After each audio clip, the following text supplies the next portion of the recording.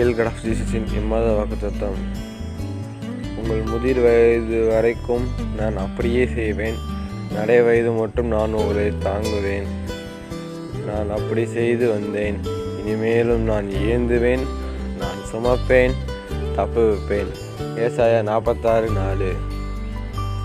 உங்கள் முதிர் வயது வரைக்கும் நான் அப்படி செய்தேன். எப்படி தான் சொல்லுது?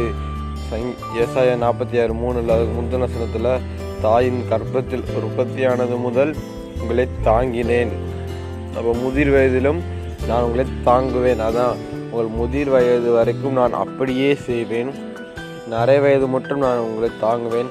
நிறைய வயது வரும்போது நம்மளை தாங்குவார். அடுத்து நான் அப்படியே செய்து வந்தேன், இதே ஆடலை செஞ்சு வந்தார். ஆனால் இனிமேலும்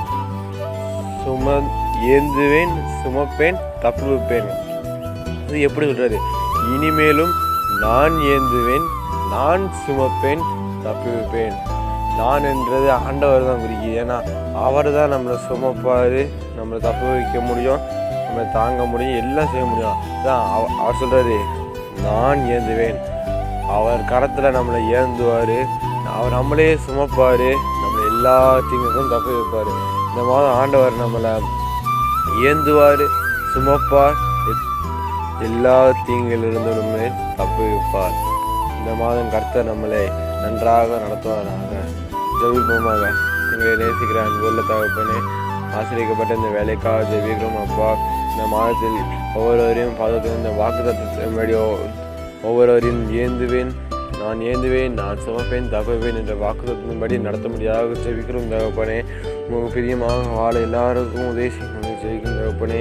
இந்த மாதம் நீரே எங்களை ஏந்துங்க, சுமங்க, தப்புவீங்க, எங்களை ஆசிரியங்க, எங்களை நடத்துங்க தகப்பனே. உமக்காக நாங்கள் வாழ பிரியமாக இருக்கிறோம். ஒவ்வொருவரையும் பாதுகாக்கணும், பார்க்குற ஒவ்வொருவரையும் ஆசிரியத்தை நம்பிக்கை இயேசு நல்ல பிதாவே. ஆமென்.